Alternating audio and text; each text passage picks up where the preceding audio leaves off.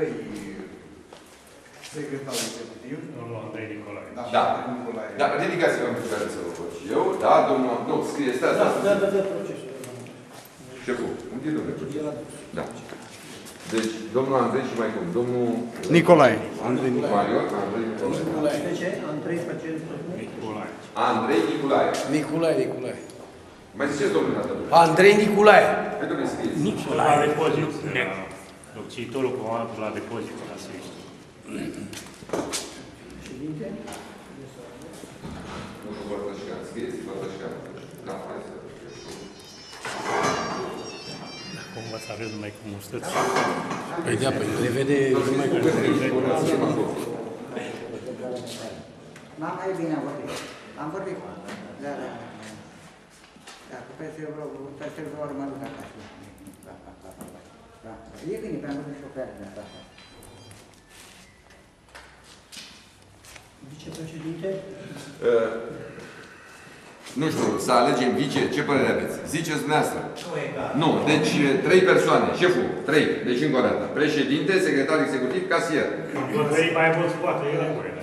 Secretar executiv, ați ales pe cine? Da, domnul? Maiora Andrei Nicolae.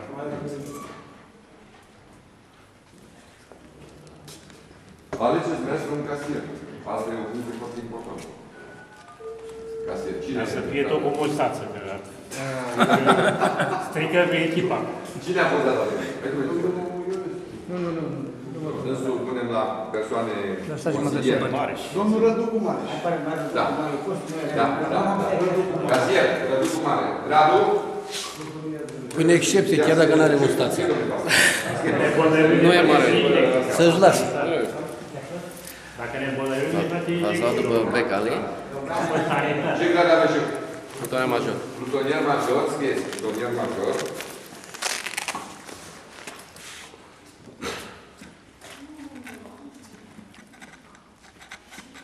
Deci, structura de conducere la dumneavoastră e formată din 3 persoane. Președinte, domnul Pătrășcan, secretar executiv, domnul Andrei și casier, domnul, mai spuneți o dată?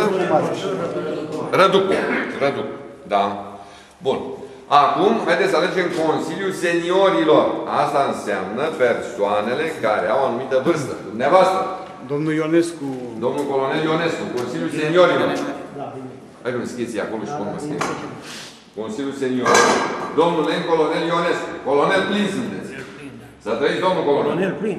Colonel plin. Federează și colonel. Inginer. Colonel inginer Ionescu și mai cum? Dumitru. Ionescu. Da. Domnul Locotenent colonel Bădescu. locotenent colonel Bădescu. Așa era pe vremuri. Da. Colonel plin. Locotenent colonel Bădescu și mai cum? Marin. Bădescu Marin. Dom'le, Marin Ion Vasile sunt nume specifice românești. Trebuie să ne mândrim cu ele. Și Dumitru nu? Și domnul locotenent colonel Chiorescu Constantin. Domnul Lășegol. Nu se lovește. Culea e tot. Chiorescu. Chiorescu Constantin. Comandat la unitate de la Sidiștea. Șeful s-au dus dracu. Scuzați-vă. Asta... Rămâi oameni.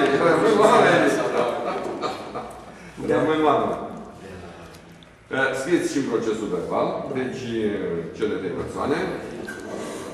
Domnilor, vă felicit pentru faptul că ați fost aleși. Vă mulțumesc pentru faptul că doriți să lucrați în asociere.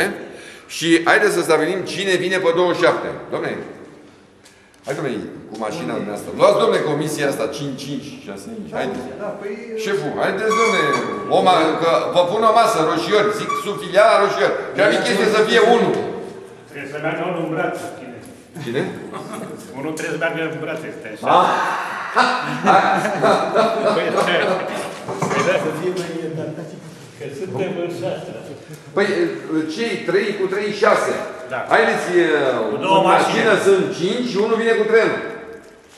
No, cel mai bine, dacă puteți să veniți mai mulți, veniți cu 2 mașini, nu e nicio problemă. Da. Deci puteți să veniți. Anul la Veda, dacă e poate venim vreo 5. Păi nu, am vorbit și cu colegul, vine cu mașina. Da, și pun vedea. Deci o masă va fi sub filiala Roșior de Verde.